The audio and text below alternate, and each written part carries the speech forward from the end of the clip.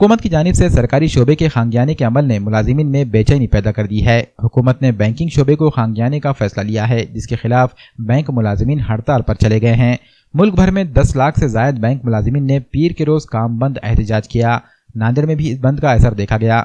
बैंकों के तमाम मुलाजिमीन ने हड़ताल में हिस्सा लिया।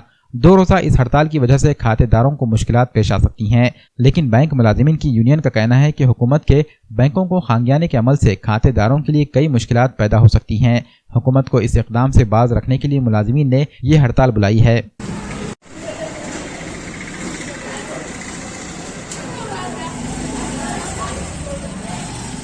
देशभरातील 15 लाख कर्मचारी बँक कर्मचारी हे संपावर जात आहेत। कारण केंद्र शासनाच्या ज्या नियोजित निर्णय आहेत खाजगीकरणासंबंधी, त्यासाठी बँकाचे सर्व कर्मचारी खाजगीकरणाच्या विरोधात आहेत आणि त्यासाठी संपावर आहेत। खाजगीकरणामुळे जो गोरगरीब आहेत, PM स्वनिधी ह्या छोट्या छोट्या स्कीम्स आहेत किंवा शेतकऱ्यांना कर्ज, हे वेगवेगळ्या पोरमोरचे कर्ज हे पुन्हा प्रायव्हेट बँका देणार नाहीत। जे आज मिनिमम बॅलन्स, झिरो बॅलन्सवर आम्ही बँका खाते खोलतो आणि लोकांना त्याची सुविधा देतो, सेवा देतो, पण तेच जर खाजगीकरण झालं तर खाजगीकरणामुळे त्या सगळ्या सुविधा मिळणार नाहीत आणि गोरगरीब जनतेचं खूप नुकसान होणार आहे।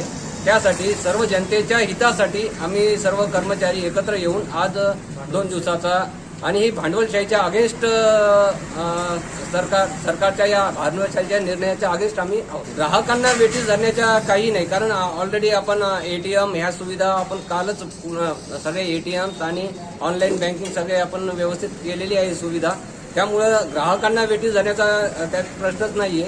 पण सरकारने यावरून समजून घ्यायला पाहिजे की बाबा गोरगरीब लोकांना सुद्धा काय नुकसान होणार आहे, या सगळ्या गोष्टींचा विचार करून खाजगीकरणाला सर्व कर्मचारी आणि जनतेचा सुद्धा विरोध आहे हे लक्षात घ्या। खाजगीकरण झाल्याने एकतर आताची जी बँकिंग व्यवस्था आहे ती सर्व भांडवलशाहीच्या हातामध्ये जाण्याची शक्यता आहे। शक्यता म्हणता येणार नाही, त्याला ती जाणारच। ह्या विरुद्ध आम्ही सगळे बँक कर्मचारी या 2 दिवसाचा संप करून सरकारला एक इशारा देऊ इच्छितो की ही भांडवलशाही या भारतामध्ये चालणार नाही आणि कर्मचाऱ्यांचे हित तसेच ग्राहकांचे हित जपण्यासाठी आम्ही हा 2 दिवसाचा संप पुकारलेला आहे।